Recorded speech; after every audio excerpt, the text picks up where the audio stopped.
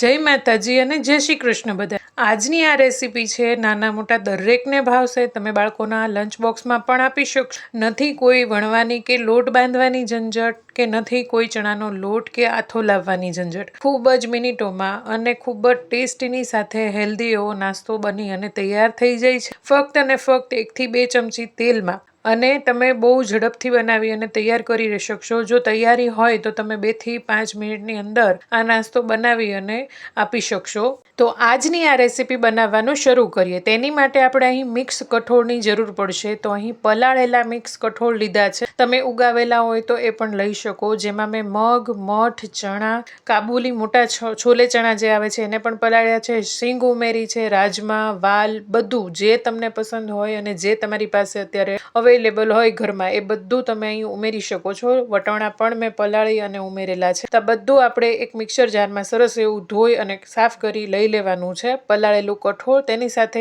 ધોઈ અને કોથમરી સાફ કરી અને ઉમેરવાની છે। તીખાશ તમારા ટેસ્ટ પ્રમાણે 1 થી 2 લીલા મરચાં અને 1 ઇંચ આદુનો ટુકડો ઉમેરવાનો છે। હવે આપણે ચણાના લોટની બદલે અહીં જુવારનો લોટ ઉમેરવાનો છે જેથી ખૂબ જ હેલ્ધી એવા બને। સાથે આપણો નાસ્તો ક્રિસ્પી અને એકદમ અંદરથી સોફ્ટ બને એટલા માટે 1 ચમચો રવો નાખવાનો છે। તો 2 ચમચો જુવાર અને 1 ચમચો રવો, કારણ કે આપણે 1 વાટકા જેટલું કઠોળ મિક્સ લીધેલું છે તેના પ્રમાણે આપણે લોટ લેવાનો। 1 કપની સામે 1 કપ લોટ એટલું।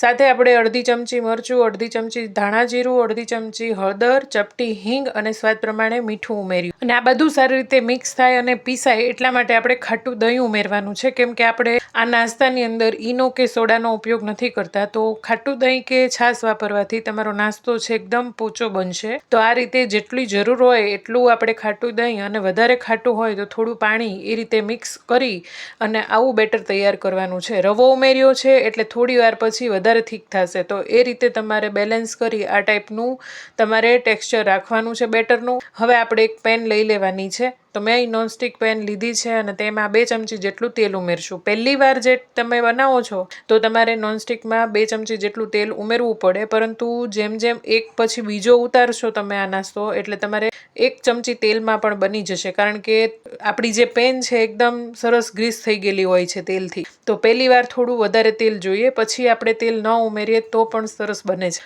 હવે આપણે રાઈ ઉમેરશું અડધી ચમચી જીરું, અડધી ચમચી તલ અને લીમડાના પાન, મીઠા લીમડાના પાન। તો આ રીતે એક વઘાર તૈયાર કરશું, જે રીતે હાંડવા ઢોકળામાં વગેરેમાં તૈયાર કરીએ છીએ એ રીતે। અને આ રીતે સરસ પેનમાં ફેલાવી લેશું, જેથી આપણા નાસ્તામાં એકદમ વચ્ચે પણ આ બધો વઘાર છે એ આવી શકે, નહીતર કિનાર પર રહી જતો હોય છે। તો આ રીતે હવે બેટર ઉમેરશું અને આપણે જેટલો જાડો કે પાતળો કરવો હોય, હાંડવા ટાઈપનું તમે કરી શકો। તો આ એક હાંડવો પણ તમે કહી શકો। તો થોડો તમારે વધારે જાડો રાખવો પડે આ નાસ્તો। તો આ રીતે મેં મીડિયમ એવો ફેલાવ્યો છે, બહુ જાડો પણ નહીં અને સાવ પાતળો પણ નહીં। અને હા, તમે અહીં બેટર જો ખૂબ જ જાડું રાખશો તો તમારે આ નાસ્તો છે એ કડક બની જશે ખાવામાં। એટલે નહીં બહુ પાતળો કે નહીં બહુ જાડો, એ રીતે તમારે બેટર રાખવાનું નાસ્તો બનાવવાનો। તો આ રીતે પલટાવી અને એકદમ ગોલ્ડન બ્રાઉન થાય ત્યાં સુધી મીડિયમ ગેસે બંને બાજુ આપણે શેકી લઈશું। તો થોડું ઢાંકણ ઢાંકી કરીએ તો ઝડપથી ચડી જાય છે। અંદર આપણે ખાવાનો સોડા કે ઈનો કંઈ ઉમેર્યું નથી તો આપણે ચડવા દેવું પડે। તો મીડિયમ ગેસે 2 થી 5 મિનિટ બંને બાજુ આપણે સરસ એવું શેકી લેવાનું। તો બહારથી એકદમ ક્રિસ્પી અને અંદરથી એકદમ સોફ્ટ એવો નાસ્તો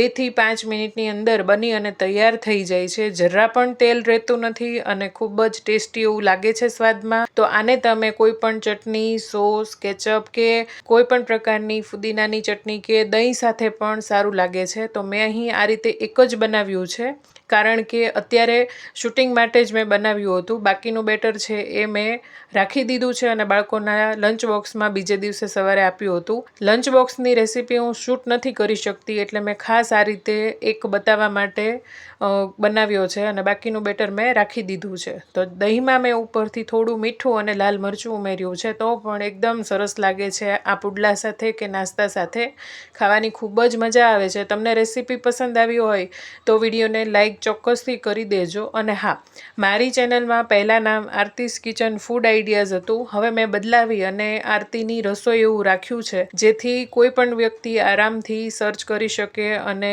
કોઈ પણ વ્યક્તિને આરામથી મળી જાય મારી ચેનલ।